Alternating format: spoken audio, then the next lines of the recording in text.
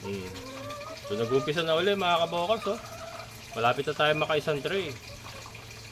Ito, binilang ko, nasa 55 heads na yung nandito sa battery cage natin. So maka-isang tray man lang tayo mahigit. Okay na rin, may lalabas na rin natin yung kanilang kinakain.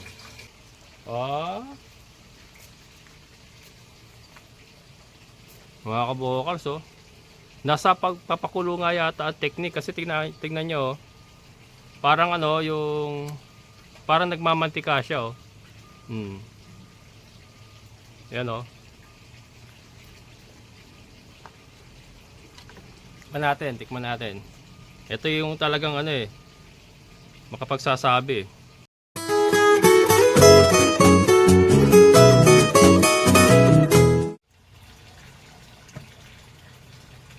Hello mga kabokals. Natatandaan niyo ba to? Ayan. Ayan mga kabokals, natatandaan niyo ba yan? Yung kalokohan na ginawa natin. Hindi, joke lang. Ito po yung ating ginawang salted brown eggs. Yan, yung brown eggs nga po na ating napoproduce dito ay sinubukan natin gawing salted egg. Ayan, oh. July 7. Yan, July 7 po natin ginawa ito. Doon po sa hindi nakapanood, ayan, naka-flash po sa screen yung title po ng vlog na yon, nung July 7 na ginawa natin ito. Salted brown eggs. Ayan, pwede niyo pong balikan. Ayan po yung title, naka-flash sa screen. Pwede niyo pong balikan para magkaroon po kayo ng idea kung paano po natin ginawa ito. Again, disclaimer lang po, hindi po yung tutorial mga kabukals, ha. Ano lang po yun, just sharing my kalokohan. De, just sharing po yun sa ating masasabi pong pagsubok. Sumubok lang po tayong gumawa ng salted brown egg. Sinubukan lang natin mga kabukals kung ito ba ay uubra o hindi. At kung ano ba ang magiging lasa ng salted brown eggs galing po sa ating mga decal brown layers. So ito, hugasan na po natin isa-isa. And then, isasalang na po natin dito sa ating mahiwagang kawa. Hindi. So meron tayong ano dito. Yan, mamaya ko napapakita, pero hugasan ko lang muna. Pakukuluan natin ito ng matagal mga kabukals, kaya meron tayong mga naka-ready dito na panggatong. Sa gatong natin ipakukuluan to para matagal. Nandun yata ang sikreto eh, hindi ko lang sure ha. Nasa pagluluto din yata, sa paglalaga ng matagal ang sikreto po ng ano. Kaya masarap po yung mga salted egg na nabibili natin. Although hindi nga po ito galing sa itik, kasi usually di ba sa itik, iba talaga ang itlog ng itik eh. Talagang ano yan, may lasa talaga yan, masarap. Ngayon ito, susubok tayo ng ano, ng brown egg. Galing sa ating mga decal brown. Tasan lang muna natin para ano. Try natin pakuluan ng 5 to 6 hours siguro.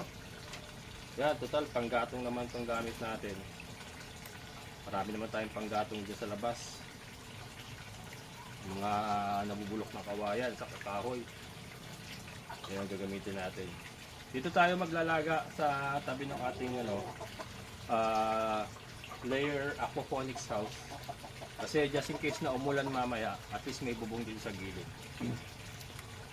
Tatabingan ko lang ng tatabingan lang natin ng yero kung sakasakaling umulan. Para tuloy-tuloy yung kanyang paglalaga. Ayoko sa kuryente kasi mamumulubi tayo. 5-6 na oras eh. So medyo ano yan, medyo madugo sa bulsa yan pagka sa kalan natin na pinakuluan to. Sa gatong tayo. Babalot ko sa net para hindi mag-untugan. Untugan kasi yan pag ano. Tingnan natin kung ano lasa mga kabokals. Pagka masarap, pwede. Pagka hindi masarap, forget about it. Kalimutan na natin. Doon na lang tayo sa fresh eggs. Yan. So ang kanyang ano ba tawag dito? Ang kanyang sasapitin ay depende sa kanyang lasa. Kung siya ba ay magpapatuloy. Sinubukan lang natin mga kabukal kasi, di ba? Pagka successful, masarap, maganda lasa, pwede natin gawing business. On top dun sa ating mga fresh eggs. Yung mga oversized na itlog, yung mga jumbo na talaga. So pwede natin gawing salted egg yung mga jumbo.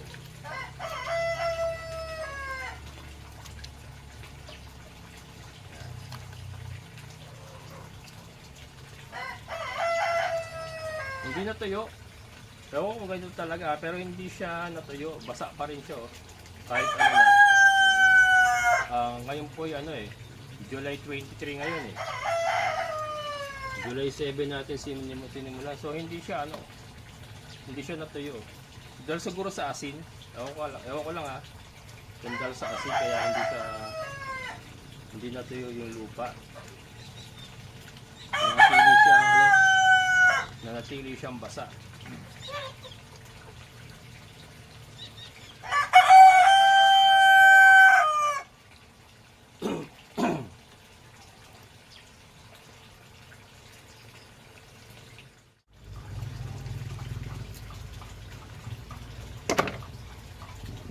Ayan. So ito yung net na gagamitin natin.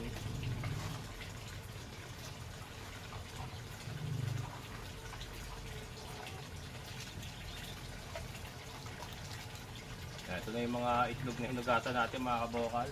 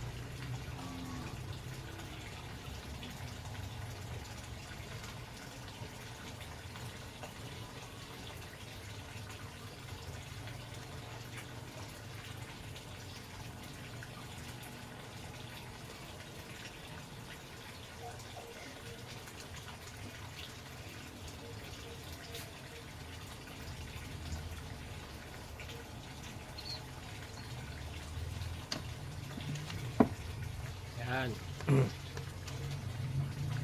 So yan na mga kabokals Ito ngayon yung ilulubog natin sa kaldero. Yan na mga kabokals, sinagsiga na tayo. Then ito yung ating gagamitin pampakulo or pagpapakuluan. Yan.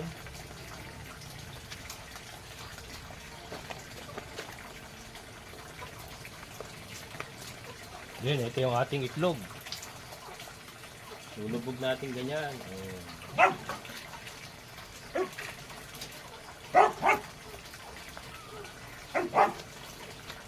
Takpan natin. At pakuluan ng 2 linggo. 2 linggo. Ayan, time check. Mag-alas 6 ng hapon. Papakukulo natin ito mamaya hanggang alas 12 ng gabi. Tingnan natin mga kabokas kung anong lasa niya. At kung may matitira pa sa kanya. Ayan, so mamaya mga kabokals, update ko kayo. Alas 12 ng gabi mga kabokals. 12 midnight. Pero bukas na yung ating taste test. Siyempre, matutulog na muna tayo. Pero mamaya alas 12 natin siya hanguin. Time check mga kabokals, alas 12. 12:10 to be exact. Yan. 12:10 ng gabi.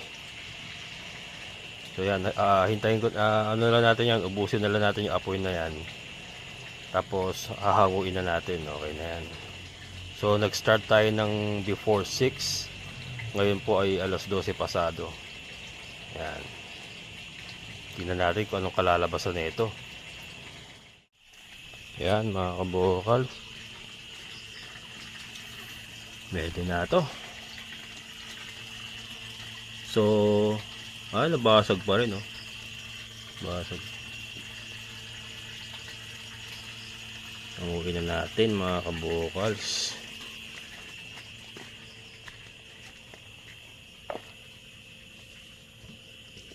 Bango ah. Bango mga kabukals, naamoy ko. Mukhang nasa pagluluto ang sekreto mga kabukals ah. Kasi yung mga unang ginawa ko, sandali ko lang pinakuluan para mang isang oras lang. Pero ito, pag inamoy ko, lumalabas yung aroma niya.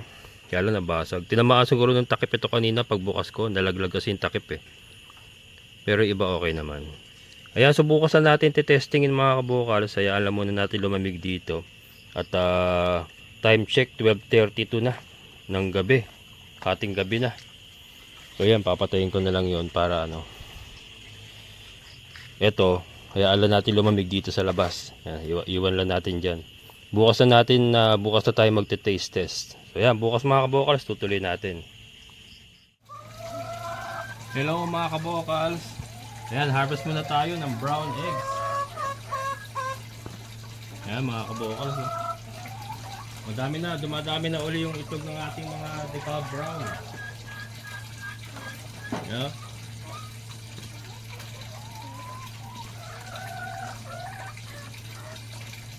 Nag-umpisa na uli mga kabukal.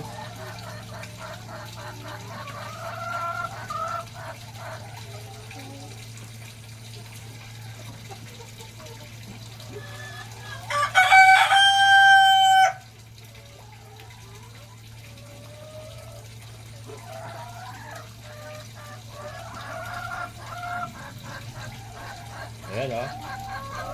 Ito po yung harvest natin for today. Padami na ng padami. Diba?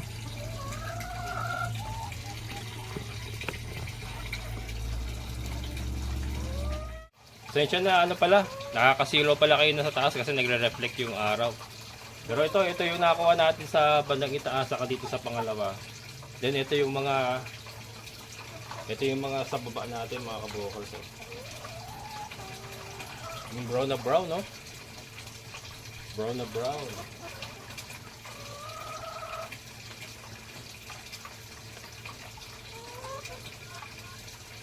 Yan, diba?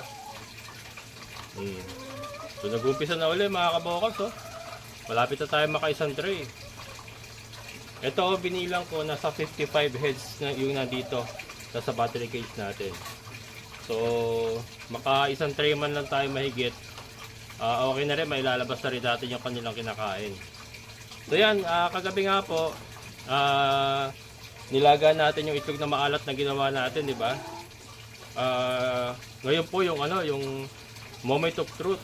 Tikman natin mga kabokals kung ano ba ang lasa niya at kung papasa ba siya sa pambentang salted brown egg. Ayan. So, bigyan natin dito para makikita niyo mga kabokals yung ating. Yan. Ito nga mga kabokals yung ating pinakuluan kagabi, di ba? Yan oh. So far, isa lang yung nabasag. Ito yung tinamaan siguro ito ng ng takip. Tinamaan ng takip mga kabokals.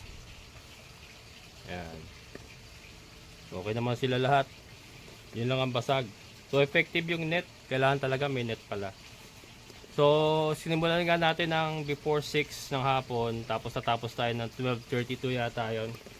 Tikman na natin mga kabokals. Yan.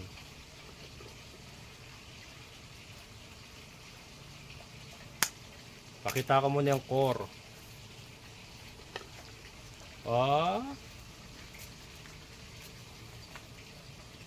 Mga kabokals, oh. Nasa pagpapakulo nga yata ang technique kasi tingnan nyo, oh. Parang yung parang nagmamantika siya, oh. Yan, oh. Tikman natin. Ito yung talagang ano eh, makapagsasabi.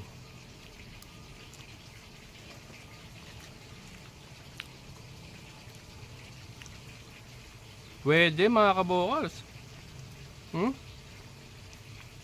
Tapos, yung texture niya, nung pula, nung egg yolk, yung texture niya na maaligasgas, malinamnam, na parang it melts in the mouth.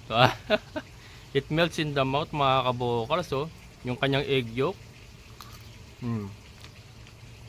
Mas masarap to kung may kamatis. Yung pala ang sekreto kasi nagsubok na ako parang 3 days from now. Sinubukan ko na muna eh. Nilaga ko lang ng mga parang kulang 1 oras. Hindi siya masarap. Pero itong yung nilagaan natin ng matagal, masarap talaga. Andun yung talagang ano, ito na talaga yung lasa ng itlog na maalat mga kabosa na bibili natin. Actually parang ano eh, mas masarap pa nga ito o bago lang. Kasi syempre, di ba? Iba yung lasa ng bago. Yung alat niya andoon, okay na. Nanunod yung alat niya hanggang doon sa sa pula niya. Pwede. Mga kabokals, pwedeng gawing negosyo. Pwede mga kabokals to.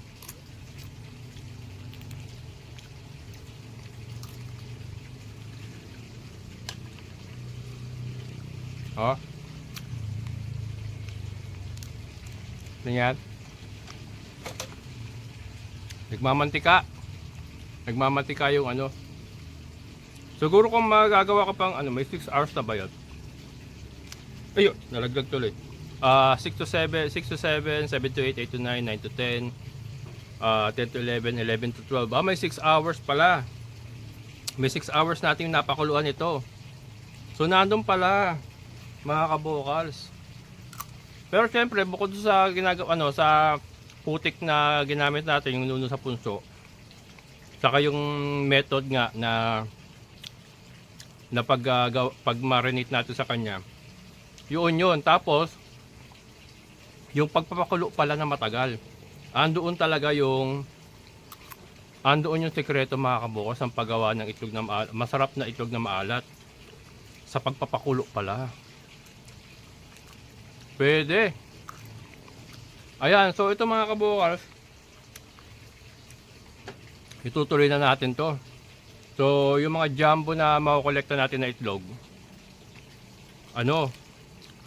i-salted egg na natin, tapos pambenta. Ang plano ko rito muna, magkakausap ako ng isang tindahan dito. Sasample lang ko siya nito, isang tray halimbawa. O ate, benta mo to, bigay ko sa iyo ng ganito, benta mo ng ganito, or bahala ka na. Tapos pagka naubos mo na, saka mo ko bayaran. Pwede, di ba mga kabokals?